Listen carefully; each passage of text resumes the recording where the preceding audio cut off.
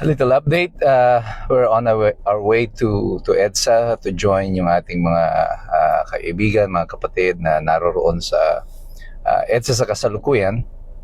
And we don't know what's gonna happen in this rally because maraming mga papunta daw sa EDSA. May mga reports tayo that from sa SLEX and sa NLEX may mga hinaharang na mga sasakyan, presumably dahil pupunta yung mga tao na to doon sa EDSA at sila ay pinipigilan. So ang tanong nga ng marami diyan, meron bang karapatan yung CHPG to stop yung mga bus na yan kung legal naman yung kanilang route?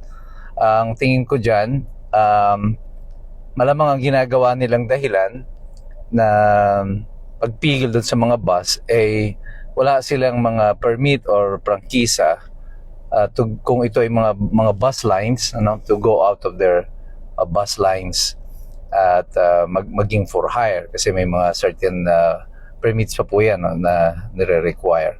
So maaring doon sila nagtatago, but of course the intention really was napigilan talaga kasi yung mga tao, kasi pati mga van na hina-hire ng mga tao para makarating sila sa EDSA ay pinipigilan din. So this goes to show you kung gaano ka desperado itong pamahalaan na ito pagdating sa pagpigil ng sentimiento ng mga mamamayan. Tingnan mo lang itsura ng Malacanang sa araw na ito, makikita mo kung gaano ka-insecure ang pamahalaan. Siguro naaalala pa nila yung nangyari doon sa EDSA 1. That's why they are trying to prepare kung ano man ang mangyayari. Yung paligid ng Malacanang sa kasalukuyan ay mukha na siyang parang fortress.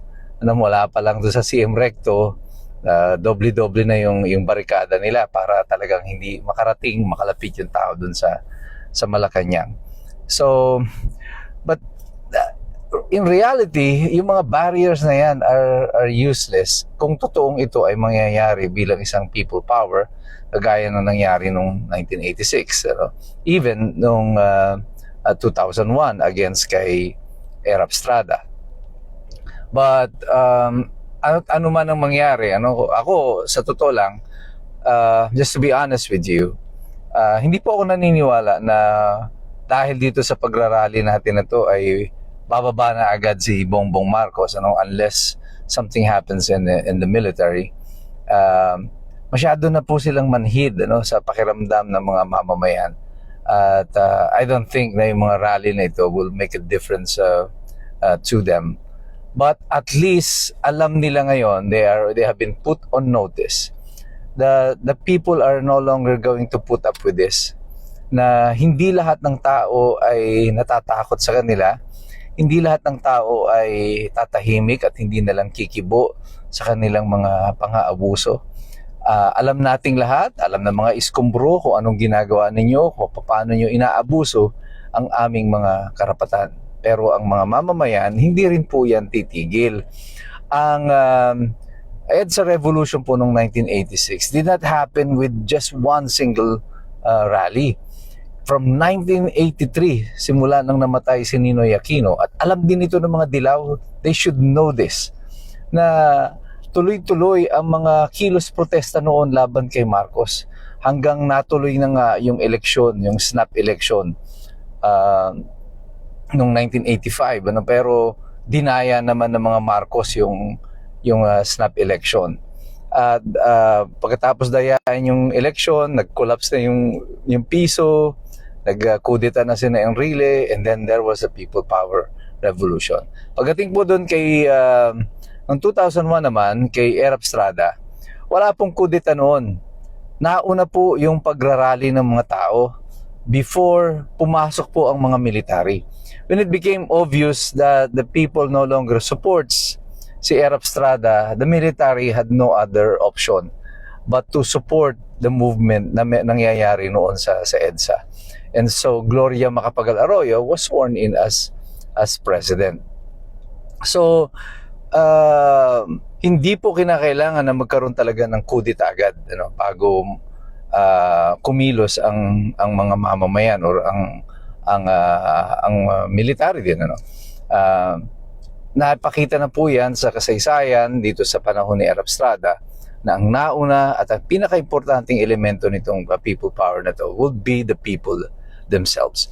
And for an effective people power, kung susundan po natin yung both 1986 at saka yung 2001, meron pong certain threshold dyan ng mga tao na nag-gain ng momentum. And ang threshold po niyan is that when you reach about 500,000 to 1 million people, at dito na mag-uumpisa ang downfall ng administrasyon.